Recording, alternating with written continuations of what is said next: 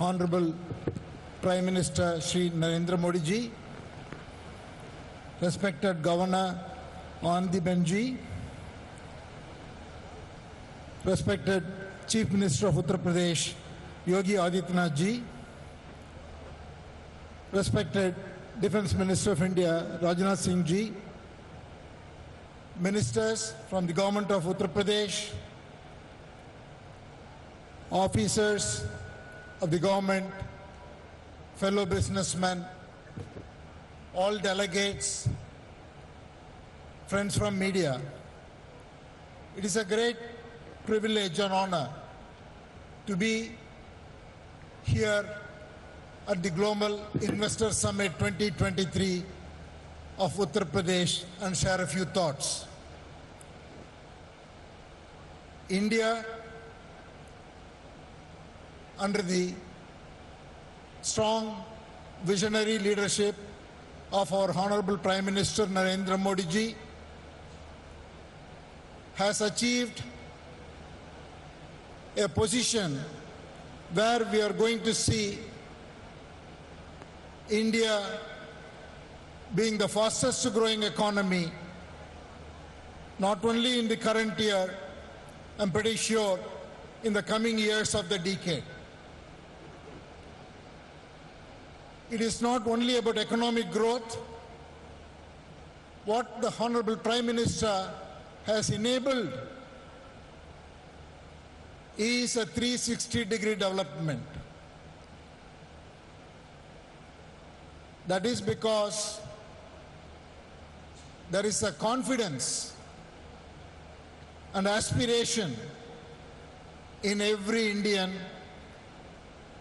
in every nook and corner of the country. So we are seeing economic development, development in quality of life, development in sports, arts, and across the board, you see it exhibiting itself in terms of the aspiration and want to achieve more everywhere. From an economy point of view, India's dream of becoming a $5 trillion economy, 10 trillion, and again 25 trillion when we become 100 years after independence is very much achievable, and we are well on our path. And we have started the Amrit Kaal with the first budget, which I would say lays a very strong foundation, because we are seeing a tremendous investment towards infrastructure development and also policies that will promote huge consumption. I feel we are in a situation where we are going to see growth led by infrastructure as well as consumption. We are going to see rural growth as well as urban growth, domestic growth as well as exports growth. It is a very unique situation because this has not happened. Usually one thing or the other will pull us down. I think we are in a unique situation. The world is going through three fundamental transitions: digital artificial intelligence transition, energy transition, and transition towards building a global value chain to meet the supply chain demands of the world. I would say India is very uniquely positioned to not only participate but lead in all the three dimensions. I will take a minute. On the AI and digital transition, we are very uniquely placed because of three reasons. One, India has adopted digital in a very unique way to solve problems at scale, both in public services delivery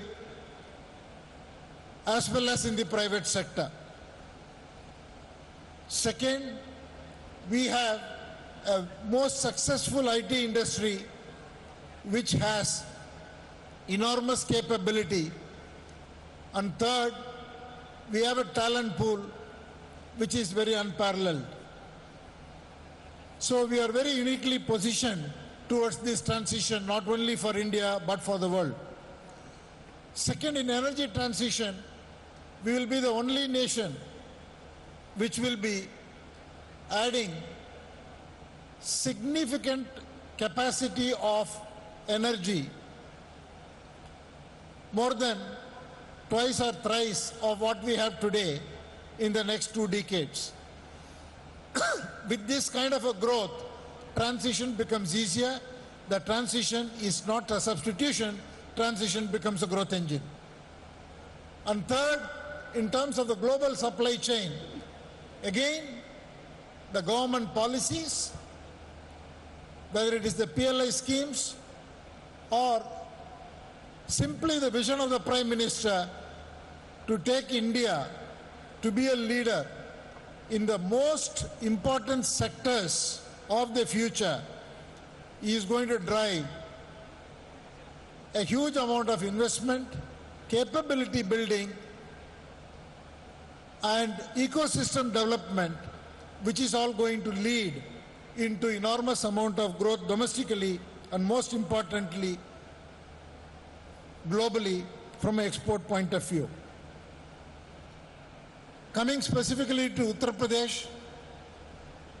Pradesh is already the 3rd largest state in the country, and from the current 225-230 billion, it is absolutely well placed to capitalize on the trends and become a $1 trillion economy when India will be a $5 trillion, and again become a $2 trillion economy by the time India reaches 10 trillion. There are 3 or 4 sectors which are very suitably placed. One is agriculture.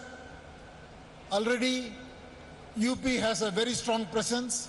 It is the largest producer of oilseeds. It's among the top 3 in terms of wheat, sugarcane, fruits, vegetables, and pulses. And it is so uniquely advantageous that 87% of the sown area is fully irrigated, which is significantly higher than the national average of 50%.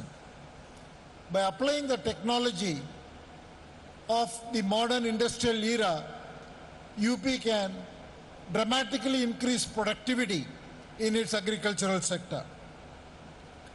The manufacturing sector presents another opportunity because UP is much below the national average or below the other states.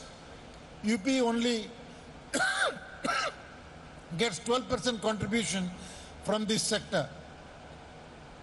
With the tremendous focus on infrastructure development and the value chain opportunity that is presented globally, UP has a fantastic opportunity to increase its share from manufacturing by focusing on advanced manufacturing, precision electronics, semiconductors, assembly and testing, defense and aerospace, pharmaceuticals.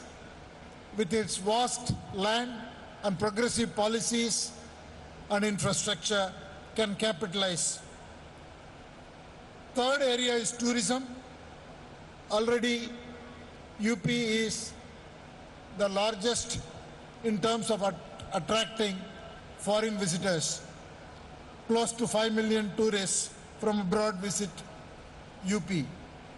UP is most uniquely positioned because of its history,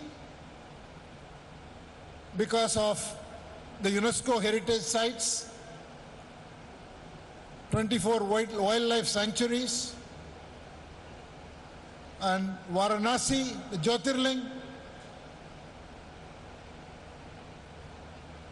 and a number of religious places which are of huge significance both for domestic tourists and for international tourists. The tourism opportunity in UP is unparalleled to any other place.